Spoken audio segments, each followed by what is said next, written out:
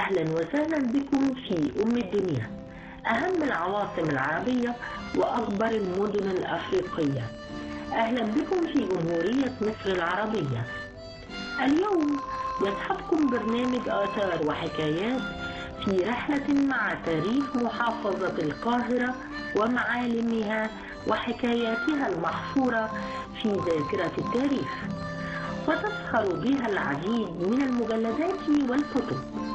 ففي هذه الحلقة يعرض لكم برنامج آثار وحكايات تاريخ كنيسة الشهيد العظيم ماركوريوس أبي سيفين بمصر القديمة، فكونوا معنا.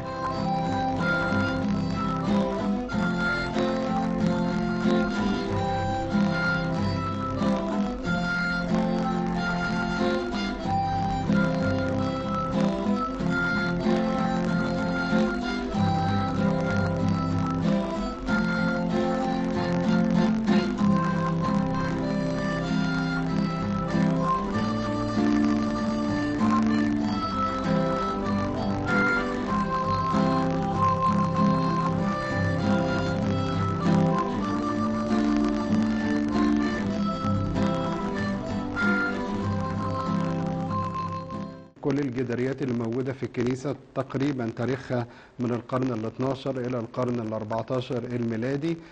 كمان نشاهد أيضا من عظمة الفن اللي موجود في الكنيسة الأخشاب بصفة عامة تتجلى في حوامل الأيقونات والمقصورات اللي موجودة في الكنيسة. بيتبع الكنيسة أو ملحق لها عدد 4 كنائس صغيرة الحجم. الكنيسة الأولى كنيسة ماري يعقوب المقطع اللي احنا موجودين فيها دلوقتي، و3 في الدور الثاني كنيسة الملاك ميخائيل وكنيسة ماري جرجس وكنيسة قديس يوحنا المعمدان. احنا دلوقتي موجودين في كنيسة القديس ماري يعقوب المقطع، وهي في الجهة البحرية من الكنيسة الرئيسية في الدور الأرضي. وقبل ما نبدأ في شرح الكنيسة ممكن في عجالة سريعة نتعرف على قصة الشهيد ماري يعقوب المقطع صاحب هذه الكنيسة. الشهيد ماري يعقوب المقطع هو أحد الشهداء الفارسيين من بلاد فارس.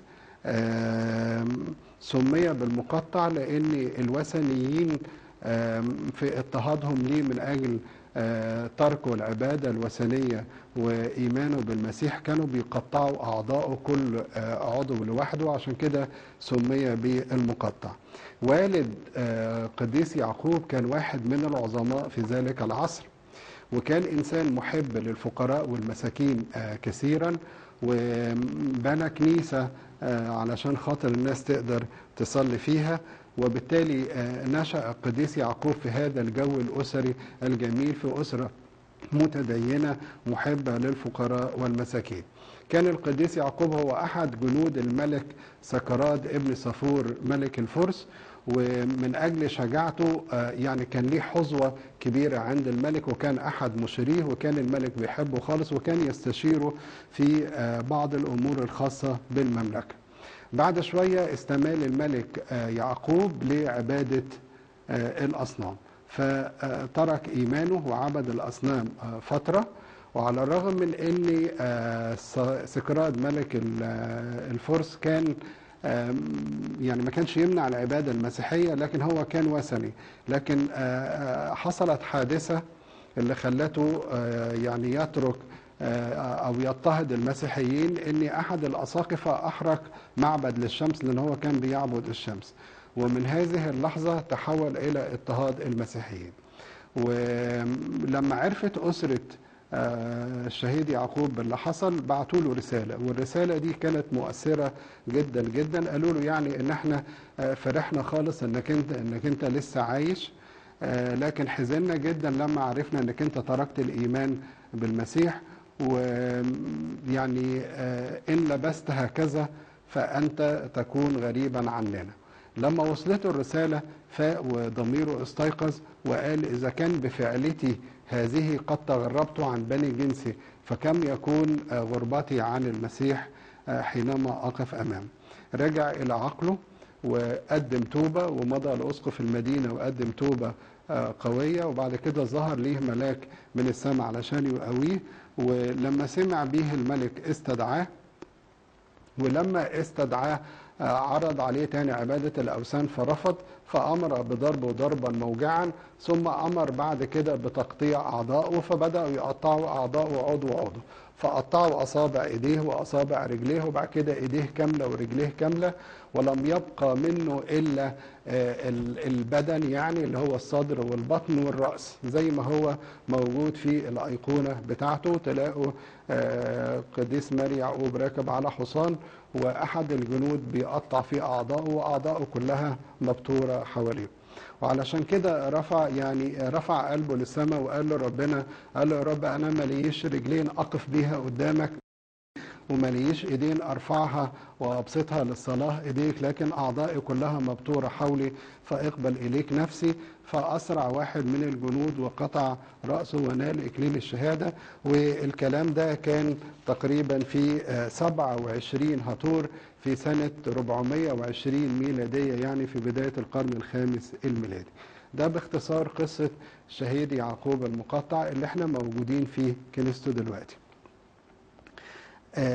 كنيسة ماري يعقوب المقطع اللي احنا موجودين فيها، وكنيسة القديس يوحنا المعمدان اللي في الدور الثاني، يعتبروا دول هم أقدم مباني موجودة في الكنيسة. يمكن الكنيسة الرئيسية تعرضت لنوع من الهدم وأعيد ترميمها أكثر من مرة، لكن الأقدم مباني تاريخيا هي كنيسة ماري يعقوب وكنيسة القديس يوحنا، لأن دول اللي نجوا من حريق الفسطاط اللي كان في سنة 1168 ميلادية.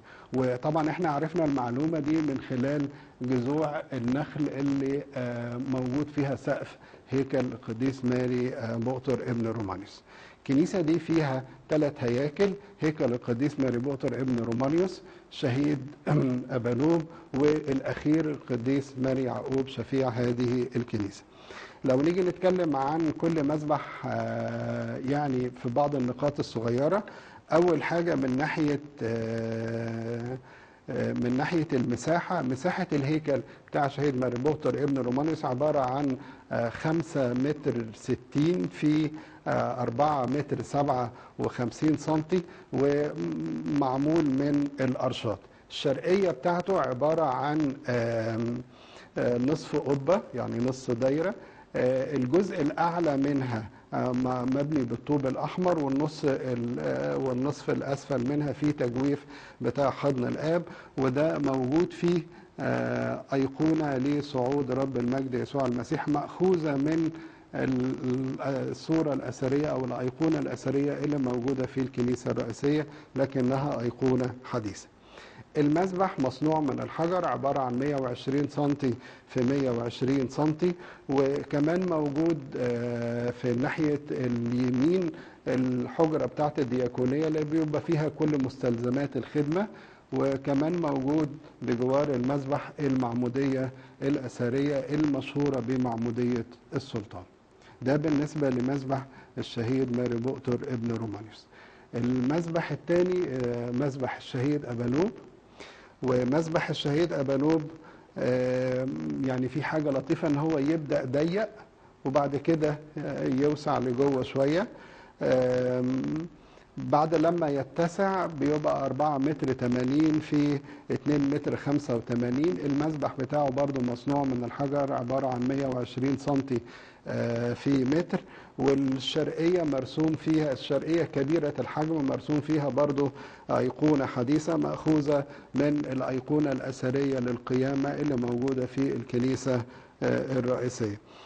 حامل الأيقونات بتاع شهيد أبانوب مصنوع من الخشب، الباب بتاعه هو بس اللي موجود فيه تطعيم بالعاج، والعاج ده هو عاج أصلي، والباب ده مساحته 2 متر 80 سنتي في متر 75 سنتي. هيكل قديس ماري يعقوب المقطع اللي هو الهيكل الأخير أو الهيكل الثالث، هو بعمق 2 متر عن مستوى سطح مذبح ماري بؤطر ومذبح الشهيد أبانوب. عبارة عن يعني مساحته 4 متر 45 في 5 متر 50. المسبح برضو من الحجر مساحته 120 سنتي في 120 سنتي. الشرقية رسم فيها صورة حديثة ل مجد يسوع المسيح جالس على العرش، مأخوذة من الأيقونة الأثرية اللي موجودة في الهيكل الرئيسي. حامل الأيقونات مصنوع من الخشب 2 متر 60 في 4 متر 48. بيوجد على العتبة العليا للباب شكل دائري مطعم بالعاج، مكتوب عليه باللغة القبطية اللي هو ترجمته بالعربي يعني السلام لهيكل الله، السلام للهيكل الذي لله الآب، ومكتوب عليه باللغة العربية برسم ماري يعقوب المقطع عود يا رب من له تعب. بتوجد في الكنيسة 2 مقصورتين، يعني المقصورة الأولى بتاعة الشهيد ماري بؤتر ابن رومانيوس، ودي مقصورة حديثة لكنها بنفس الشكل القديم أو واخدة نفس الفكر الأثري القديم. موجود فيها جزء من رفات الشهيد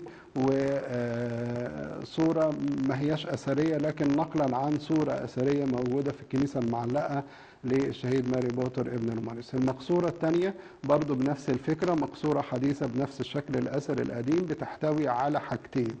تحتوي على جزء من رفات قديس ماري يعقوب المقطع، وبتحتوي على الأيقونة الأثرية بتاعته، ودي أيقونة من القرن ال18 واللي رسمها الرسام إبراهيم الناسخ. كمان من ضمن ما يميز الكنيسة موجود فيها عدد 9 أيقونات. أيقونة السيدة العذراء ده رقم 1، بعد كده أيقونة رئيس الملائكة ميخائيل واللي بتحكي قصته مع ساوبستا، و3 من الآباء الرسل قديس بطرس الرسول والقديس بولس الرسول والقديس أندراوس، وبعد كده أيقونة الشهيد أبانوب وأيقونة قديس ماري يعقوب المقطع اللي احنا اتكلمنا عنها، وأيقونة القديس يوحنا المعمدان. الأيقونات دي كلها هي أيقونات من القرن ال18 واللي قام برسمها فنان اسمه يوحنا الأرمني. حابب أشير إلى 2 من الأيقونات دول بيعتبروا أيقونات فريدة من ناحية الفكرة بتاعتهم. أول واحدة أيقونة الشهيد أبانوب. أيقونة الشهيد أبانوب من القرن ال18 إبراهيم الناسخ اللي رسمها، والملاحظ ان ده الشكل المعروف للشهيد أبانوب اللي هو راكع وبيصلي، وهو لما نال إكليل الاستشهاد كان فتى صغير. في الأيقونة الأثرية اللي من القرن ال18 نلاقي ان الشهيد أبانوب راكب على حصان. فايه الفكرة ان يعني ليه ترسم بالشكل ده وليه ترسم ان هو راكب على حصان؟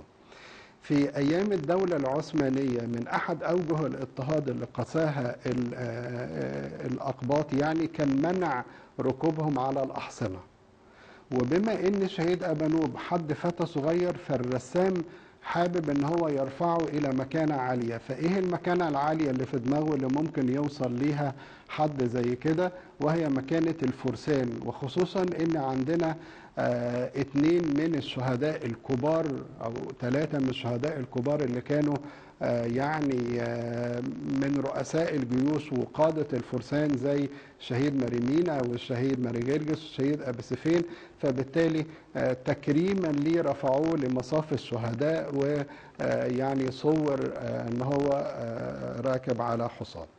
ده الأيقونة الأولى. الأيقونة الثانية أيقونة السيدة العذراء، وموجودة جنب مذبح قديس ماري يعقوب المقطع. تلاقي الأيقونة دي بالذات الوجوه اللي فيها وجوه مريحة وفيها لمحة جمال كده لذيذة خالص. فيها الست العذراء شايلة الطفل يسوع على ايدها، وحواليهم كتير من الأوجه الملائكية. ويلاحظ فيها كمان ان يوحنا المعمدان يصور كطفل صغير بيقبل قدم الطفل يسوع، وكمان يوحنا المعمدان ماسك في ايده الحية النحاسية إشارة إلى ان يوحنا المعمدان هو الكاهن ابن الكاهن. وفي يعني أقصى الأيقونة على اليسار في حمل صغير مرسوم، لأن يوحنا المعمدان كانت البشارة بتاعته بيتكلم عن المسيح الحمل، هوذا حمل الله الذي يحمل خطية العالم كله. من ضمن المعالم الأثرية الهامة الموجودة في هذه الكنيسة هو حامل الأيقونات لهيكل الشهيد ماري بوتر ابن رومانيوس، بيرجع تاريخه إلى القرن ال11 الميلادي، وإن كان يخلو من تطعيم العاج والأبانوسة إلا أنه بيحتوي على كتير من النقوش الجميلة بطريقة الحفر العميق على الخشب، عبارة عن صلبان أو حشوات بيبقى فيها صلبان وحواليها أوراق نباتية، برضو بيبقى فيه صلبان وحواليها بعض أشكال الطيور، في برضو موجود عليه أشكال للقديسين والتلاميذ الأطهار، عبارة عن اتنين في وحدات متتالية متوزعة على الحجاب كله. الكنيسة فيها بقايا بعض الجداريات، حوالي 2 من الجداريات، لكن هي بقايا فقط وتحتاج إلى ترميم. يمكن يعني كده نقدر نقول إن احنا يعني أوجزنا وشرحنا باختصار ما هو موجود في هذه الكنيسة. أهلا وسهلا بكم.